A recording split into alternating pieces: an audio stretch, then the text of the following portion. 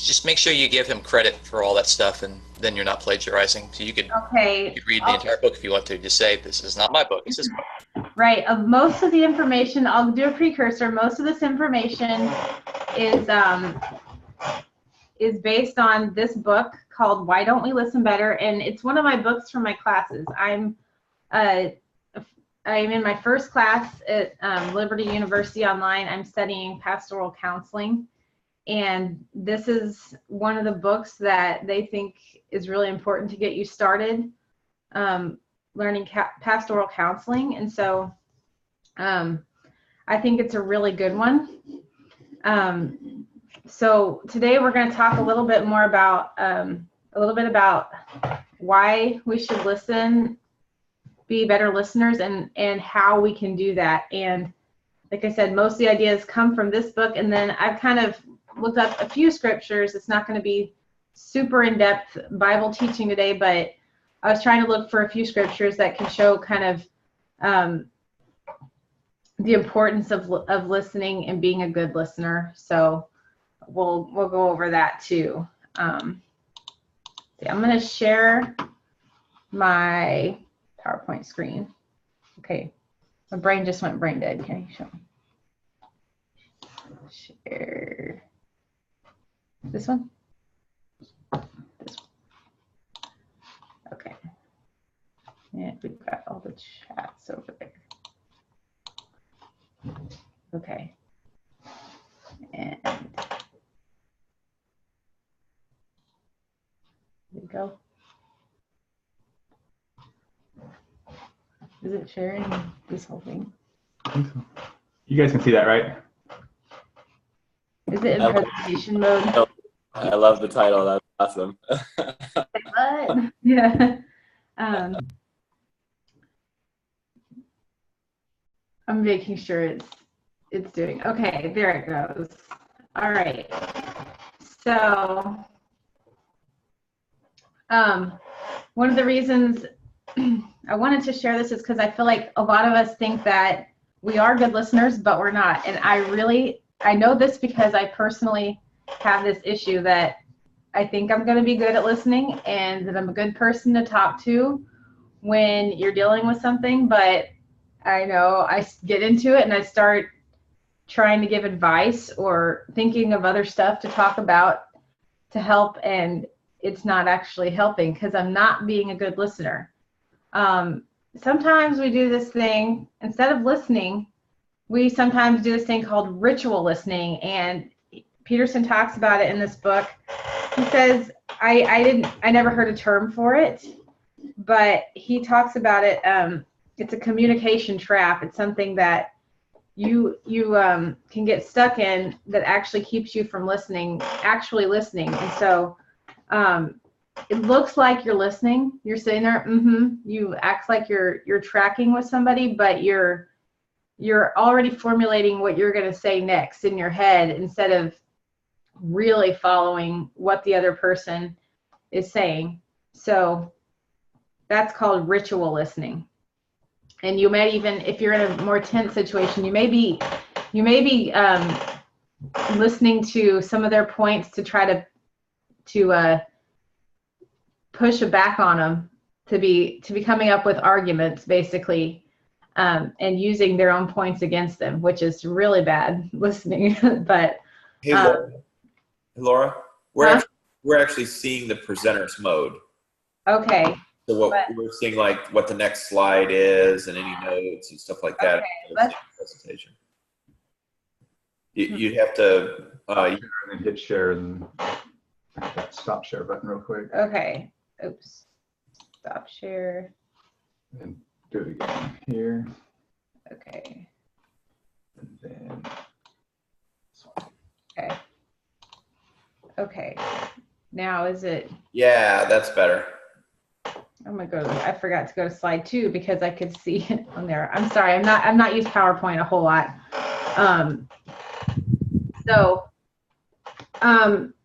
This book goes a lot into this subject, and I'm not going to go over it, but he talks a lot about one issue with listening is when one person is flat-brained, and he really goes in depth on this. It's called the flat brain theory of emotions, and basically when you're flat-brained, what that means is that's how you operate when an overload of emotions flattens your brain. And these can actually be positive emotions or they can be negative emotions. Like sometimes you're literally incapable of listening when you're over flooded with emotions. Both maybe you're so excited about something. Are you going to be able to listen to somebody else when you need to share something so bad that you can't stop talking, So that's something you kind of have to deal with. He does go into more depth how to handle your emotions when you're flat-brained. But I like that because I'll just label myself, okay, I'm being flat-brained right now. It's a little self-deprecating, but it helps me think, okay, this is what I need to. It kind of helps me refocus my energy and say, okay, right now I'm not thinking straight. I need to kind of recalibrate and then try to talk and handle things once my overload of emotions is over. So it's hard to listen, and it's really hard to be a good talker and present your information very well before you kind of handle that. So that's some measures to see if you think you're doing well at listening. Why is it important to be a good listener? So I think everybody probably knows why. It's just hard to do still, even though it's really important. First of all, we want to be able to have deep connections with others, and that's really important, just to be able to have good relationships with other people. And I know especially in the body of Christ, we want to connect with each other, and we want to be able to connect with other people so that we can minister to them, be good witnesses to them, and just love them the way that God loves them. Peterson says that real listening gets us inside each other. There's really no other way to understand or know what's going on inside somebody else's brain or their heart or what's going on in their life unless you actually listen to what they're saying. And I think that God put some scriptures in the Bible about listening. There are quite a few. I just put a very few amount on here. I think God knew it was going to be hard and unnatural for us to listen. We all really like to talk. Most of us.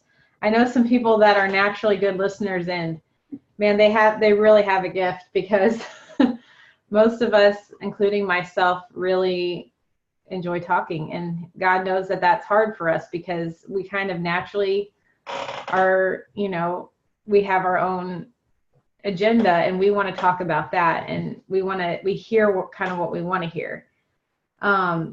So in James 1:19 it says, "This my beloved brethren, but everyone must be quick to hear, slow to speak, slow to anger." And it's really easy to get misinformation when you're in an emotional situation like we talked about, and you're not really listening. You're just kind of hearing, the part you want to respond to, basically. And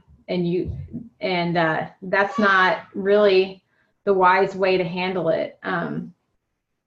In fact, Proverbs 18:2 says, "A fool does not delight in understanding, but only in revealing his own mind." And basically just wanting to talk about his ideas and what he wants to do, and he's not really seeking to understand other people. And I think it's really important that we seek to understand what people are actually saying if we want to really know them and understand them, and also to be able to handle conflicts. And that's what a lot of this is about. And these other 2 points I think are just worth mentioning, not really the focus of this discussion, but I think it's important that we also have listening skills. If we can't listen to other people, I think it's a problem, because they're right here. We want to be able to listen well enough, because we also need to be listening to what the Lord has to say to us. And Jesus was talking about people weren't even able to listen to hear what the prophecies of the scripture were. They weren't even interested. Sorry, we're having a little situation. But he was saying that he who has ears to hear, let him hear. Clearly not talking about, auditory listening, just being able to hear what someone's saying, but really understanding. And so I think if we're going to have understanding with other people, I think that can translate to having understanding spiritually. I think those things are very important.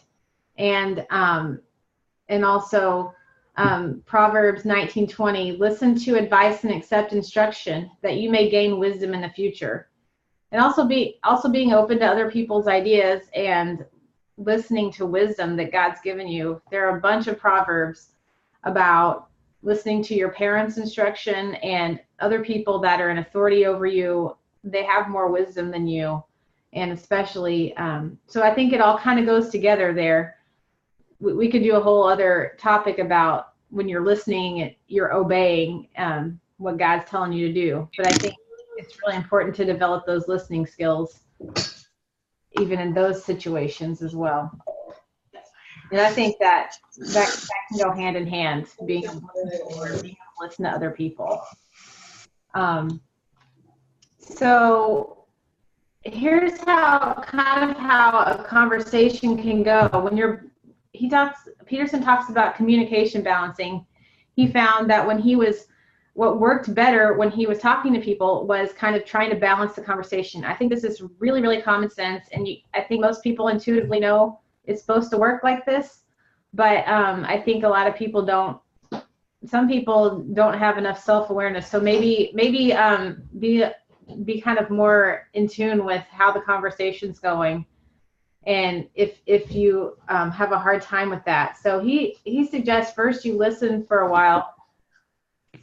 And then after you've listened a while, it's your turn to talk until the other person almost stops hearing. I think sometimes we know people are about done talking, but we just keep talking because we want to finish what we're saying, but kind of gauge how they're receiving what you're saying, and maybe they really need to talk again and have another turn. So you need to, if that's the case, you need to listen until the other person calms enough to hear again. So that's the other thing. Once you sometimes, like I said earlier, you can't sometimes listen when you kind of have an overload of emotions and you've got a lot to say. It's hard to hear. So let the other person kind of get their side of the conversation out of the way, so they can hear you again. They won't be able to hear you. And he just talks a lot about people really like to tell their stories. And if you're, to be honest, people they're more interested in telling their stories than hearing yours. Honestly, it's hard. It's just how it is with people. And it really is an act of love and a blessing to let people share their story with you. And I think that can be a really great thing to bless other people when you're listening to their story and just letting them share from their life. I think that can give you a really good connection with someone. So all that being said, he has this method of talking and listening that can help you. And he actually has this tool. If you buy this book, like I was saying, called Why Don't We Listen Better? Sorry, I'm not trying to advertise for this, but this book really gave me a lot of good ideas, and I think it's really helpful. It comes with this little, I don't know if you guys can see it, it's a little card that's foldable, and you can kind of put it on your tabletop. And one side is the talker side, and this is probably way too small, and the other side is the listener side. So you could practice doing this with somebody by putting the card down on the table and deciding who wants to talk first, and I'll tell you how to decide that in a minute.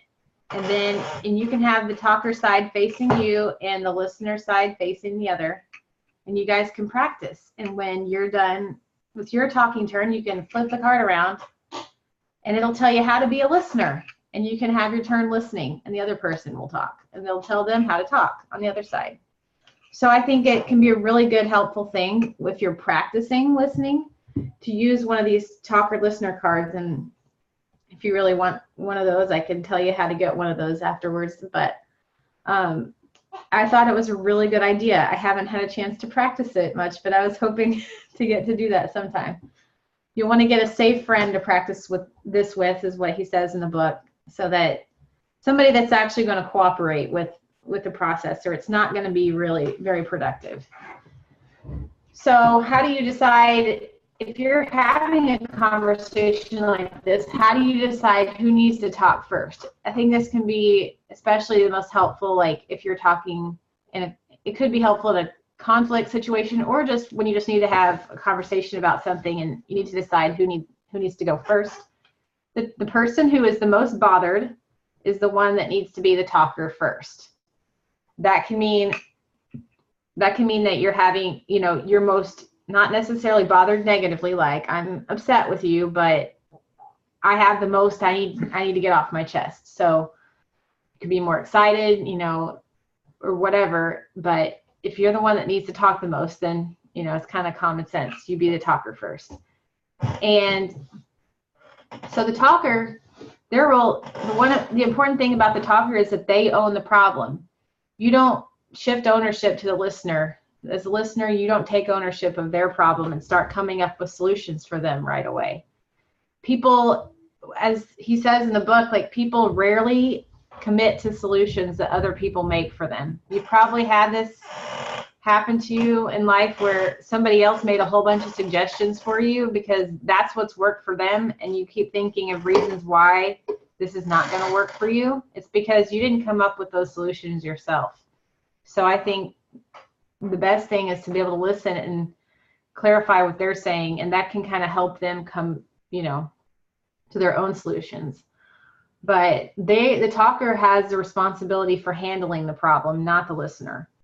So the goals are to share my feelings and to share my thoughts. That's what the talker is supposed to be able to do. And he talks about a lot of times we get our feelings and thoughts mixed up, and we think we're sharing our feelings, but we're really sharing a thought or a judgment. Like, I feel like you were just being disrespectful when you did that. That's more of a thought than that's a judgment on somebody else. That's not a feeling. A feeling will be really brief, and it'll be like something like, when we were at this event, I felt really upset and disappointed at how the night turned out.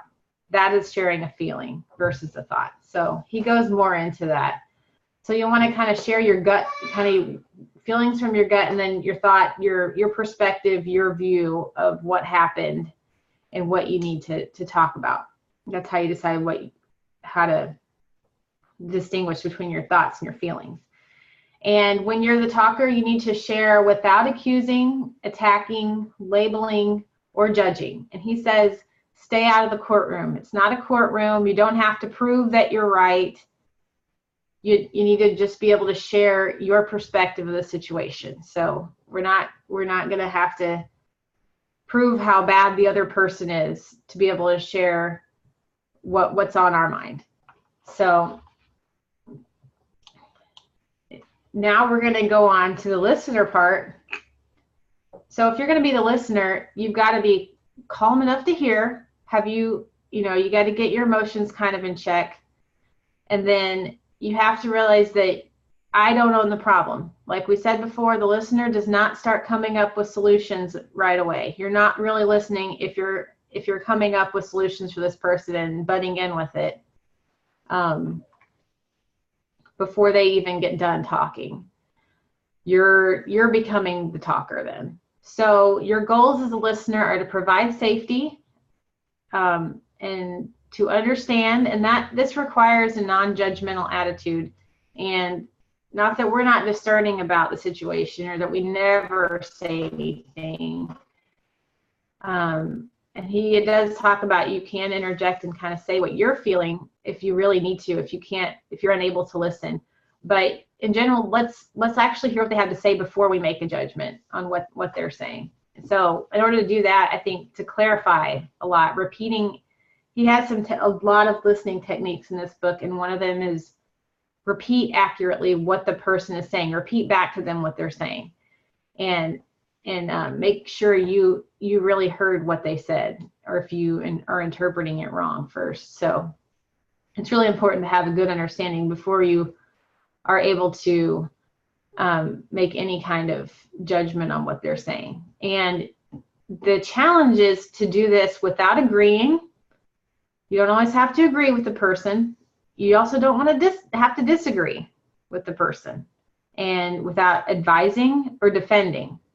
And I think the defending one can be really, really hard when, if this is a conflict situation, our natural tendency is to say, oh, but no, that's not what I did. Let's hear their perspective first. And when it's your turn to be the talker, then you can talk about, you can kind of acknowledge their feelings, and then you can say what your intentions were. But when you're the listener, it is not your job to defend your actions or anyone else's. So that will help someone know that you're listening. And then, you kind of flip the card back and forth, just my turn, your turn, and you can kind of go through these cycles until you kind of feel like, the conversation has gone well. And I know that it can be awkward to actually do this if you really are trying to have a real conversation with the card. Not everyone's going to be like cool with that, but I think you can kind of get the principles though as a listener. I think it's really important to have these principles kind of in mind as you're having more important conversations with people like this. When you're shooting the breeze and enjoying each other's company and just talking about stuff, you don't have to do this all the time. But when you're in those more important conversations where people really need to be heard, I think using these principles can help you kind of help the talker to be understood, and you can help yourself to be understood when you're the talker. So the conclusion is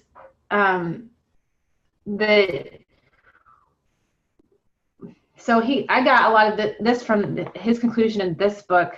He had a concluding philosophy, and why is he so interested in writing this book about listening, and why is it so important to him? And he talks about how the word communication, this book is helping us to communicate better to other people, and this information is helping us. And he says the word communication derives from the root to commune. It's pretty clear that that's where it comes from. There's something, and he says there's something in community that has the power to make us whole. And I think we all know that. I mean, why are we having this fellowship? Why are we all getting together to do this? And that's really important. And I think that listening is just one door to that kind of communication. If you can, that can lead us to this type of community. I think being able to listen to each other can get us deeper into each other's lives and be able to talk and understand each other better. And he says, in listening deeply, we encounter some of the inner resources of life, and that can be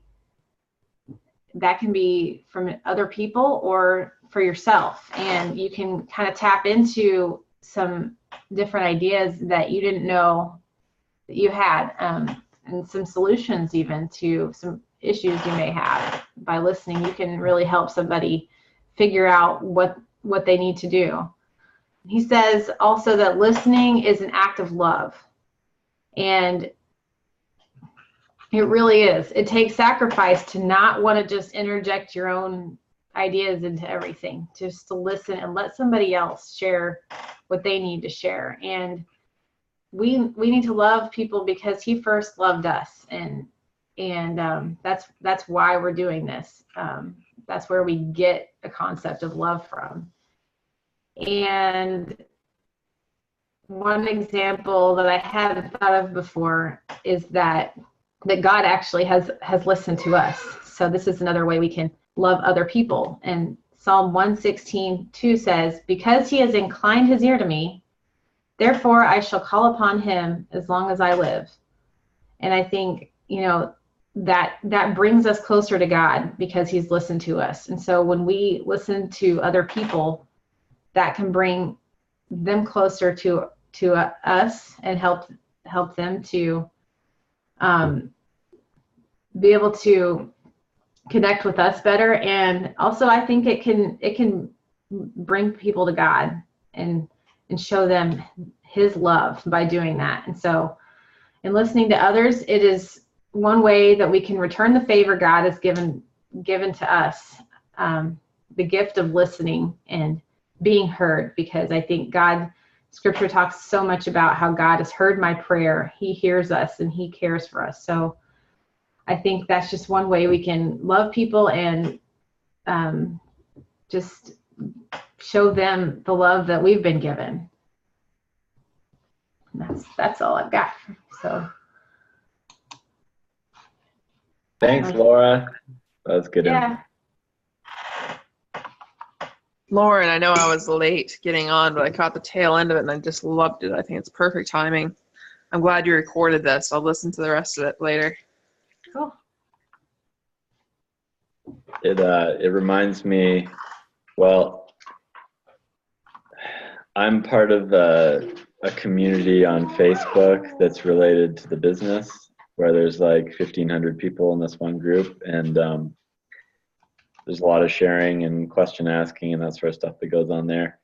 And what it reminded me of is how you can't be helped by other people unless there's other people there listening to your situation, and that whole interaction and being able to happen. So it just made me think of the need for encouragement within the body of Christ, and how we all need that outside viewpoint, so that when we maybe are struggling with a negative perspective on something and we don't see the positive sides of it, if we're able to share that situation with other people and they actually listen to it, then it gives the opportunity for them to show you other sides that you're maybe not seeing, and give you the encouragement that you need to keep moving forward in whatever it is you're dealing with. So cool. Cool. Dustin's got his hand up. Dustin has his hand up. I think he has his up first. Yeah, Laura, thanks for teaching this. I think this is, it sounds so basic, but I think it's actually extremely foundational for a lot of reasons. And there was just a lot of particular thoughts that kind of came into mind. I was like, oh, that's a good point. That's a good point. That's a good point. And how to relate that. I think probably the biggest response that I have to this is, we read through the New Testament and we read through the Gospels, and we see that Jesus taught a lot of people. But a lot of people didn't want to listen to Jesus. We look at the Pharisees and they didn't want to listen to Jesus, or we listen to many of the Jews. They didn't want to listen to Jesus. And I think it's because they pretty much thought that they had it all figured out. Okay? They had it all figured out, and they weren't willing to listen to this new voice, this new God-authorized voice teaching them something that they needed to hear.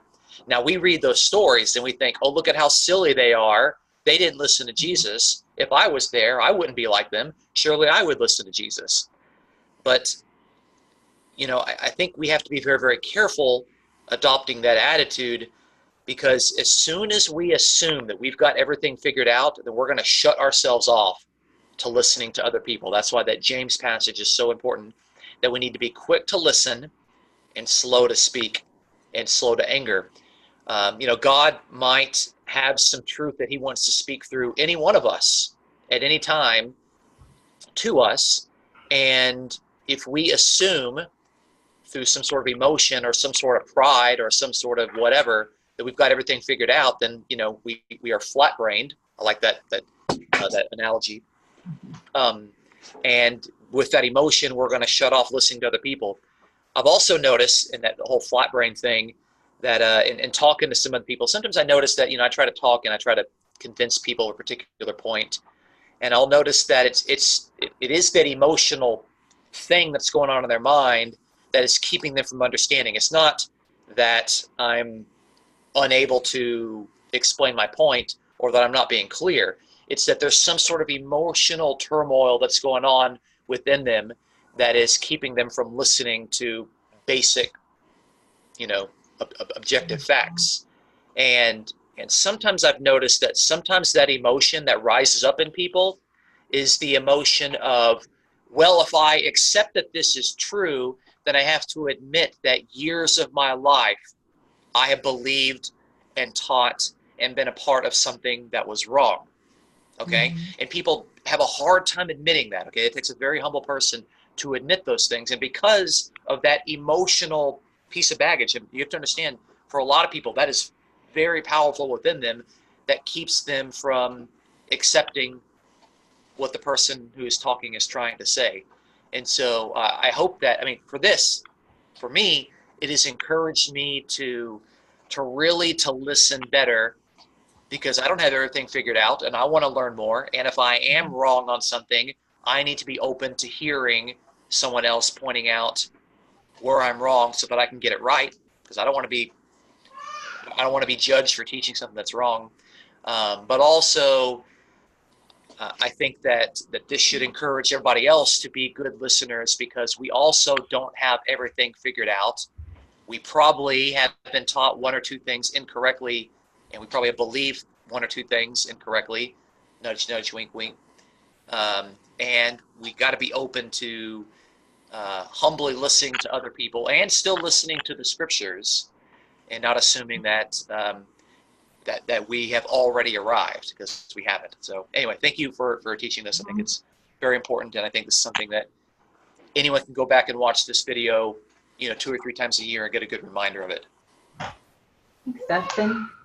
Yeah, and if you are trying to kind of break those barriers with people, like some of the listening techniques in this book could help you maybe help that person feel heard, so maybe they would be able to listen more to your points. And I haven't tried it yet. There's some definite situations that I need to practice this in. So, but are you hoping that your kids will listen to you better? Well, I don't know. This book doesn't talk about kids, so that's kind of a different subject. But yeah, I could definitely use some of these techniques in here. He does have like 33 listening techniques, which is a lot in this book. So it'll take you a lifetime to master this stuff. Pam, you have your hand up. I saw Derek raise his hand. If you want to ask him first. I don't know. He didn't raise his hand on the online, but I saw him raise his hand in the video. So okay, maybe you want to ask him first. Oh, how do you raise your hand in this? That'd be a good thing to know how to do. There's a participants area, right? Yeah, you'll see a Okay. icon down at the bottom called participant. Okay, I see it. I see it. You see the button for raising your hand. All right, that's okay. I wanted to also say thank you. That's something I needed to hear. I think part of my problem is not realizing when someone gets so emotional. Sometimes you still try to reason. You try to reason with people when they're in an emotional state, and when people get in that emotional state, it doesn't matter. It doesn't matter what you say, really. I'm thinking about my own experience, especially with my kids. And we've had a tough time with my middle son, and he gets very emotional. And so as a parent, I'm like, you're going to listen to me, right? But I think this will help me. It'll be good to hear, to try to just listen to him, and maybe that'll help change things. Just listen and then take that time out, because people, we do have a tendency to kind of prejudge and to kind of go on top of what Dustin was saying. what I see, like in the Gospel of John, you mentioned something about labeling without labeling people. I feel like they labeled Jesus. They already had labeled him. And so what you see in the Gospel of John is Jesus is saying things, but they're not actually hearing what he's saying. They're hearing something else. It's like, have you ever been trying to talk to somebody and then they come back and they say, you're saying this, and that's like totally not what you said at all. Mm-hmm. And that's exactly what they were doing to Jesus. Like, Abraham rejoiced to see my day. And they're like, you're not yet 50 years old, and you've seen Abraham? And it's like, Jesus, can you imagine Jesus sitting there? I did not say that I saw Abraham. That's not what I said.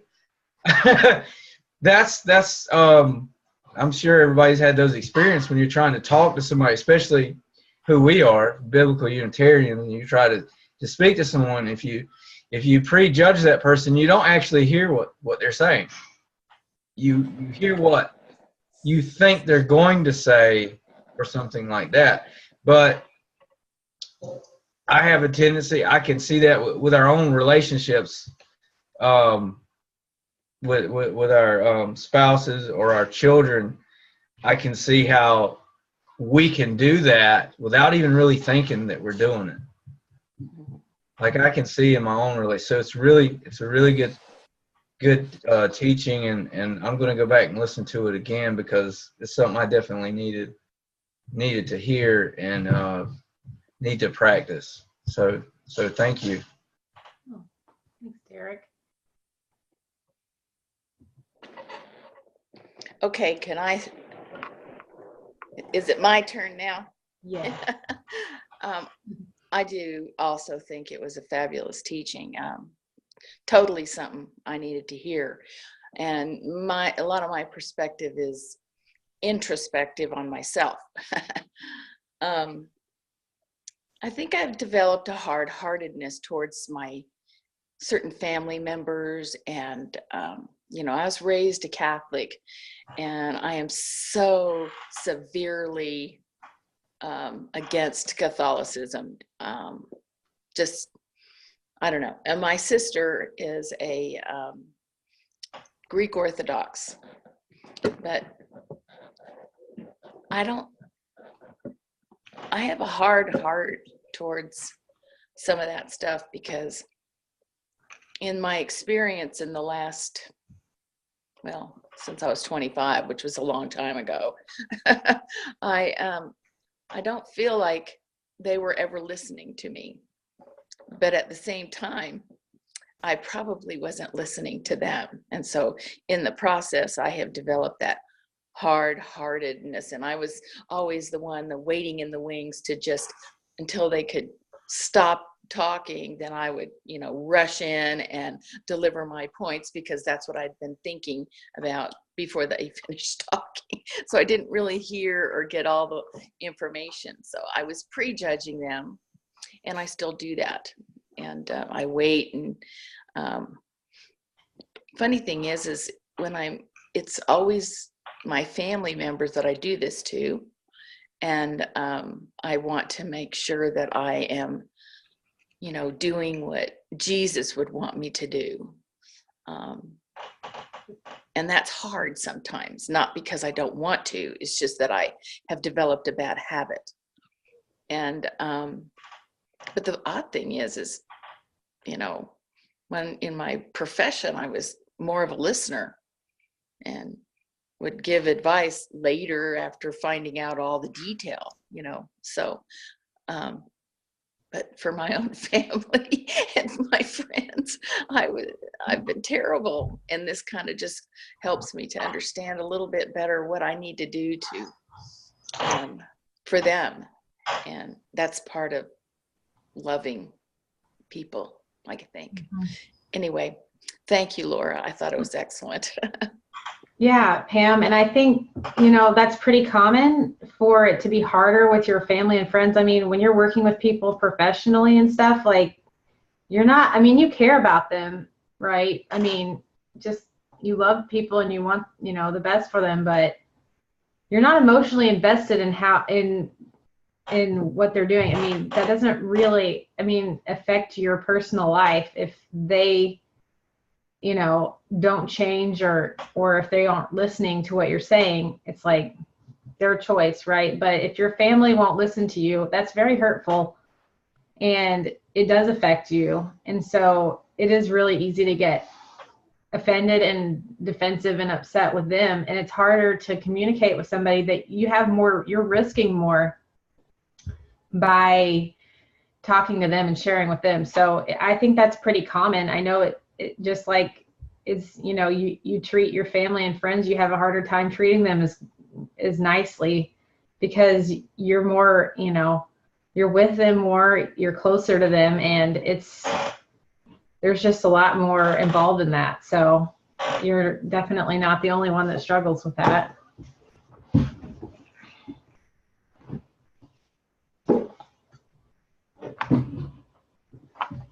And Michelle?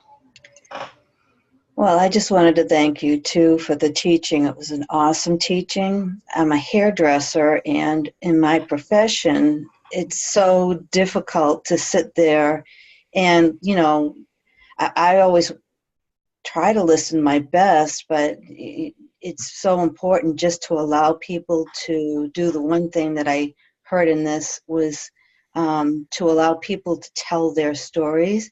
I'm so wanting to tell my story, but just to like sit back and just allow people to express what's going on with them, and things that are in their lives that are important to them, and not so much what's going on in my life and what's what I'm about and doing and everything like that. And so in even in other ways, it's really important to have a really good listening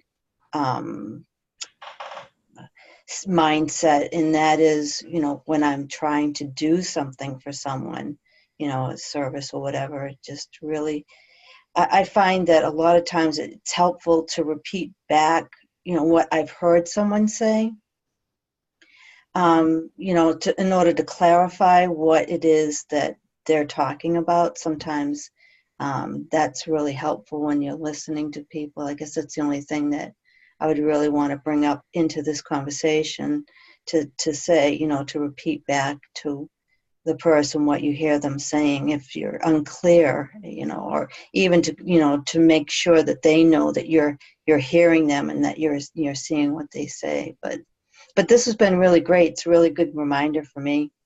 So I thank you. I think I'm going to get the book. Yeah, the book does have repeat accurately is like one of the first listening techniques. It's really important. So you're on the right track there. For sure. Good. Okay, well, thank you. I wanted to go over the techniques, but there's like 33 of them, so that'll take forever. You'll have to do that in a follow-up. Like a whole weekend, because that'll take a long time. I had a few things that just kind of stood out for me. This was really good, Laura. This was really, really, really good stuff. Okay, so one of the it was all good, but just a few things that I highlighted here. One was, if we can't listen well to one another, we're not going to be able to listen to the Lord. I thought that was a really good insight. That, if I can't listen to, my family members, my wife, my friends, my coworkers, whatever, if I can't listen to other people, how in the world am I going to be able to listen to the Lord? That makes good sense. Then another one was of listening until the other person calms enough to hear again. I thought that was a really good insight, and I agree with Michelle about listening to other people's stories and really letting them tell the story that they want to tell. I've been in sales since 1991. Really, almost all of my career has been in sales, and either in direct sales or in the sales support role. And I've had quite a bit of training in that profession. And it's, good salespeople, that's what they do. They just listen. And so I've learned over the years to look for that when I meet people for the first time and start to get to know them. I am paying attention to, is this person a listening person? Does this person, do they value listening and that sort of thing? Because what I find is that you can tell if a person is a listening kind of person, if they're conscientious about this sort of thing, because they ask questions and rather than just talk. And so you meet somebody, maybe you go to lunch or whatever, and you can practice good listening skills. But a good listener will start asking you questions, and whereas someone who's not a very good listener is just going to, if you go into listening mode, they will just go into talking mode, and they will talk the whole time, which is fine, but I have found it very useful to pay close attention to that, because if I know a person is not a very good listener, I'm going to have to work much harder with that person to get them to be able to interact in a really productive way. And then another one, clarifying questions. Michelle talked a little bit about this. I think that is super powerful. We talked last year when we were doing all the apologetic stuff. We talked a lot about that, about how powerful clarifying questions are, and they really are. When you state back to somebody to clarify what they're saying. Okay, wait, let me make sure I've understood what you said. What I'm hearing is, and then you ask, okay, wait a minute, I'm not quite understanding what you're saying. Are you saying this? If I understood that right, or what are you saying? That I think it does a couple of things. It does the function of helping to actually listen and communicate, but there's this really powerful effect that has on the other person, because what it says to them emotionally is, I care about what you're saying, and I care about where you're coming from and who you are and what you're trying to say to me. As opposed to, and I'm sure everybody has experienced this, we've all done it, where you can tell you're speaking and you can tell the person isn't listening. They've thought of what they want to say, and they're just waiting for that break-in when they can say what it is that they have on their mind. And what that says, that's like the opposite. It said, what that says to the person who's talking is, I don't care about what you have to say. I care about what I have to say. And so it's very, very powerful. In fact, one of the things that I've read that psychologists have found about that particular thing, when the person can tell that you're listening, that you're truly actually listening, it causes them to think that you're a very smart person. Regardless of, you can go, by the way, this is why, the best salespeople are good listeners, is because suddenly the person thinks that you're really, really smart. And so they're going to do what you say and buy whatever it is that you're selling. The idea is, it's very, very funny. You can have a conversation with someone in which you don't actually say anything. You just maybe ask a few clarifying questions and just listen the whole time.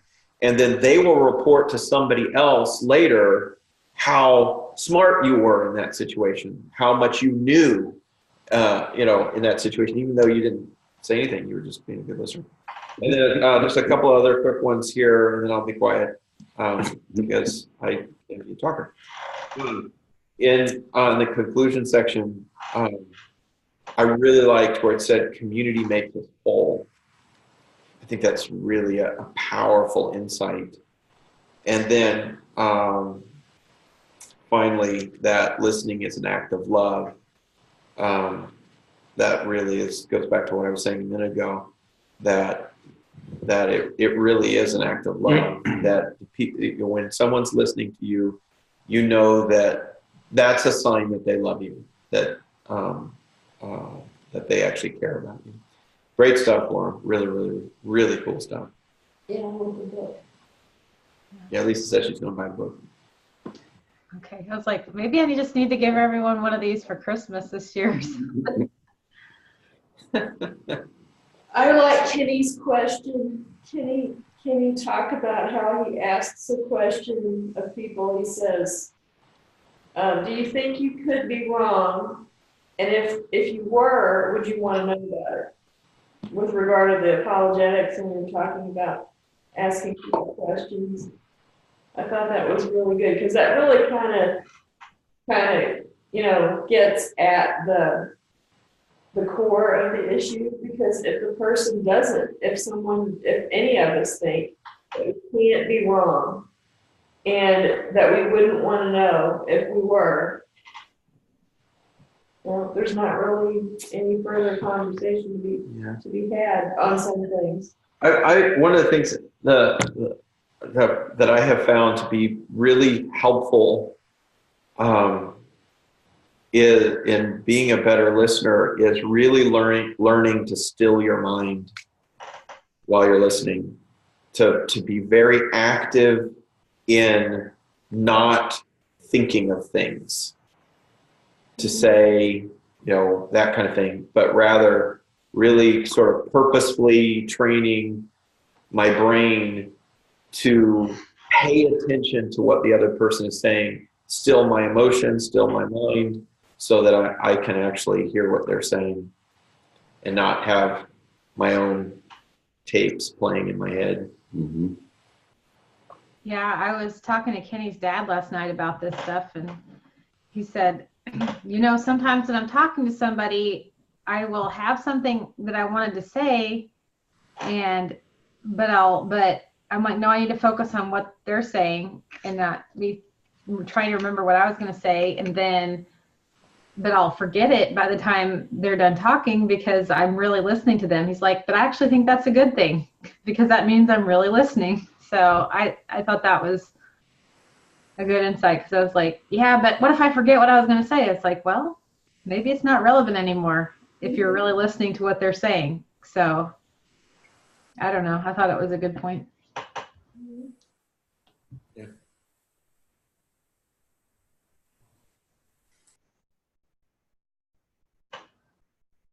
A couple things I'll say real quick. So I got a couple comments real quick too. So this is something Laura and I have talked about quite a bit, and she always tells me I need to be a better listener. So I need to probably dig into this stuff a little better. But the listener thing, what I was looking at this little card is the goal, is to have to listen without agreeing, disagreeing, or advising, which for me is really tough because I'm always wanting to. Someone comes to me with a problem, like my brain just wants to find a solution. And I mean, with my job, I'll be at work, 8, 9, 10 hours a day with people just coming at me nonstop with problems. And my job is to find a solution to their problem. So then drive home and I walk in the door and Laura comes to me with a problem, like instantly I'm like, solution, here you go. But I need to just, I've learned as we've been married to not be that way as much. I'm still not great at it, but when people come to me with a problem, just to listen and just to hear it is often a better solution than giving them a solution. And, with oftentimes at my job and stuff, people will come in, they're very, upset about something. And a lot of times I'll just listen to them, just kind of hear them out and let them just talk until they just kind of run out of steam. And then a lot of times that's almost like resolve the problem. And you just kind of empathize with them and say, hey, I understand why you're upset about that. And I'd be frustrated too. And a lot of times that's about as much of a solution as people need on, some emotional thing. They're upset, they're going off on something and no one's listening to them. And if you're the person that listens to them, they automatically just trust you more and they like you just because you took the time to let them rant for 20 minutes about how bad things are. So, and then also in the last several years, I've kind of thought of this as a ministry type thing, is just to listen to people, because there's not a lot of people that are willing to listen in the world. So there's people that I've, reached out to and called and have called me, and basically they'll just want to talk about their problems and have someone listen, and I'll do that for a while, and then I'll pray with them, and that's all they need. They don't need my advice. They already know what they need to be doing, and just to have someone listen and pray a lot of times is more beneficial to them than anything else. So I've been trying to work on this last few years. I definitely need to get better though, so I'm going to be I'll probably copy Laura's little card and work on memorizing all that stuff. I have actually extras. If you buy the book, by the way, they have little extra ones in the back that you can cut out. So mine came with this little card as a bookmark, but it may just be that the bookstore ordered these. I don't know. But you can order them online too. So I know one person already said they wanted one, but I can mail you some or get some ordered for you or tell you how to order it if you really want one. Good little thing to put on your desk at work or something if you have the type of job where people come in and talk to you about stuff. Laura, why not put the order information right here on the recording? Let me see if I have it. It's in the, let's see. It says you can email this guy, Jim Peterson. You could probably just get a copy of it and just send it out in the messenger group or something where people could print it themselves pretty easily. Pick a photo of it. I think he has them on his website too, that you can, let me see. I can put the website in here and his email address. He said he'll happily send you 3 business cards and 1 large size on cardstock if you email him your snail mail address. So do you guys want me to put like his email on here or on the chat, or what do you guys think? Probably easiest. Go ahead. Okay, I'm going to put his email, and then I'm going to put his website on here too. I think this guy is brilliant. I don't know where he got all this stuff from, but I do. You'll want to say them too for the recording, because the chat messages don't appear in the recording. Okay, so for his email, it's Jim at Peterson, PETERSEN publications.com. And then we've got his website is petersonpublications.com with the SEN Peterson. So put that there. And if you just can't remember or it doesn't, if you forget, just text me or message me and I'll get that stuff to you.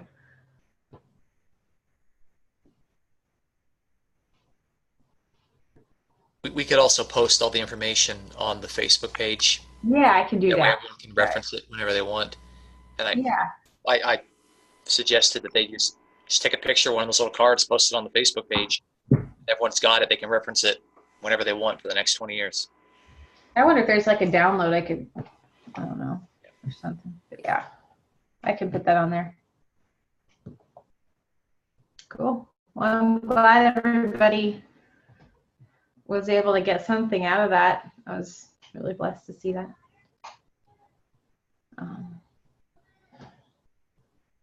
Yeah, that was great, Lauren. Very good. Well, if everybody's got to share what they wanted to say, if not, go ahead. We can. Somebody want to close this out with a prayer?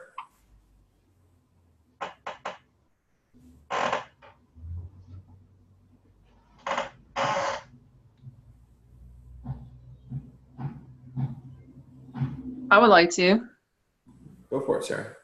Dear Heavenly Father, I just thank you so much for what you're teaching us, both individually and as a body. I can't tell you how many times, Lord, I'll get on here and I'm just like, oh, this is totally what you've been sharing. It just proves that we all have the same Holy Spirit and you're working for us to be in one accord. And unified, both individually and as a group. And I love, Lord, just, gosh, everything about this teaching. I pray, Lord, that you would use it for your glory, and that hopefully, Laura will teach on it again. Love her passion. I just pray for everyone today as we go about our business and our days, Lord, that we would meditate on your word and on this teaching and apply it to our lives. In Jesus' name I pray. Amen. Amen. Amen. Bless you guys. God bless.